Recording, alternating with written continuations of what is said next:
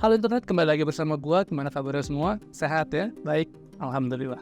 Jadi seperti yang sudah kalian lihat di judul, di video kali ini gue bakal merekomendasiin ke lu semua 5 film Iran yang menurut gua at least once in a lifetime lo harus tonton. Ini listnya nanti bakal kayak semacam ranking gitu ya. Jadi dari yang bagus sampai yang paling bagus. Nah, untuk kalian yang belum pernah nonton film Iran sebelumnya, maka bersiap-siaplah. Terutama untuk kalian yang terbiasa banget dengan nonton film-film Hollywood, Bollywood, maupun film-film Indonesia. Kenapa? Karena di dunia perfilman Iran itu mereka kayak punya style sendiri. Mereka kayak punya rumusnya sendiri gitu. Contohnya nih kayak scoring yang jarang, dialog yang gak kelar-kelar, sinematografi yang terkesan sangat simple banget, dan yang paling penting, ending yang gak jelas. Atau mungkin gue lebih suka nyebutnya ending yang multitafsir. Oh iya, di video ini gue gak bakal spoiler tentang filmnya. Di sini gue akan nyebutin tentang judul dan tahun filmnya, nama sutradaranya, premis singkat filmnya, dan alasan kenapa gue suka filmnya. Jadi, mari aja kita langsung masuk ke nomor 5. Di urutan kelima kita punya Yalda, A Night for Forgiveness tahun 2019, disutradarai oleh Masoud Bakhshi. Premis dari ceritanya ini adalah, jadi di Iran itu ada sebuah acara televisi yang bernama Mohe Asal atau Honeymoon. Yang dimana di program itu menceritakan tentang orang-orang yang punya pengalaman langka, orang-orang biasa yang punya pengalaman langka, diundang ke acara itu, lalu disuruh untuk cerita. Pokoknya acara ringan gitu lah, acara seneng-seneng. Bulan puasa ditayanginnya. Nah, di film ini ceritanya ada tokoh utama kita yang dituduh membunuh suaminya sendiri yang cuma punya anak perempuan satu-satunya. Maka diundanglah ya kan anak perempuan ini dan si tokoh utama kita ke acara Mohe Asal atau Honeymoon. In order to anak perempuan ini mau memaafkan si tokoh utama kita dari hukuman vonis mati. Ya kan, karena kan dia dituduh sudah membunuh suaminya sendiri, jadi hukumannya adalah vonis hukuman mati. Nah, yang menarik dari film ini adalah feel ketegangan yang disajikan. Karena kan intinya kalau dimaafin happy ending. Acara TV-nya selamat, keluarganya seneng, orang-orang seneng, penontonnya seneng, ya semuanya seneng lah, happy gitu. Nah, tapi kalau nggak dimaafin, nah lo, mau ditaruh di mana coba muka-muka mereka gitu kan. Belum lagi ditambah skill actingnya yang top marko top. Ini memang udah biasa banget di film Iran. Kalau lu nonton film Iran, mereka actingnya tuh udah kayak drama aja, udah kayak kehidupan sehari-hari, terus lu videoin mereka gitu.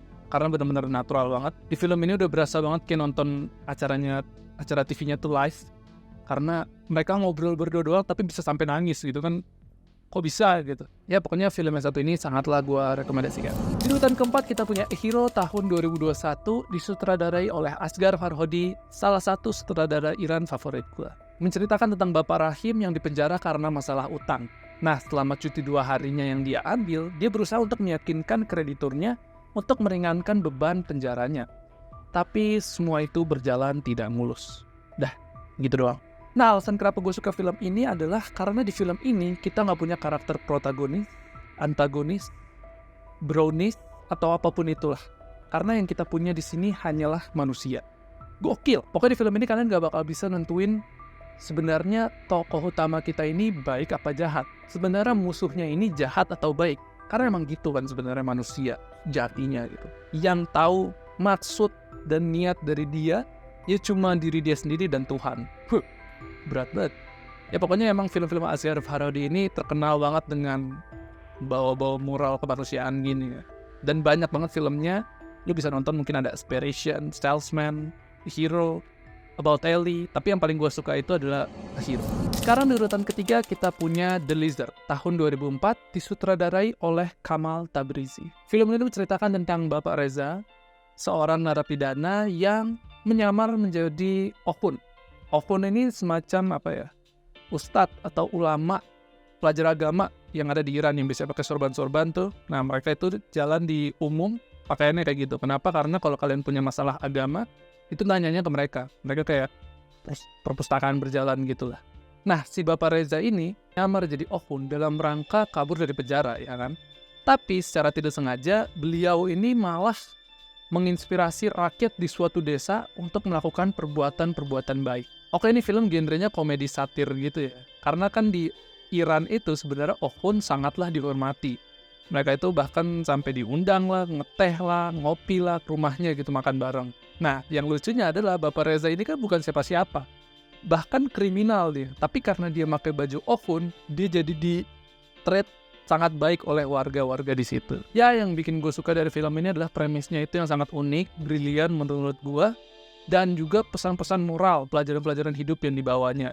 Jadi, gue saranin kalau lu mau nonton film ini, tonton sampai habis karena pesannya bagus banget. Di urutan kedua, kita punya Children of Heaven tahun 1997 disutradarai oleh Majid Majidi.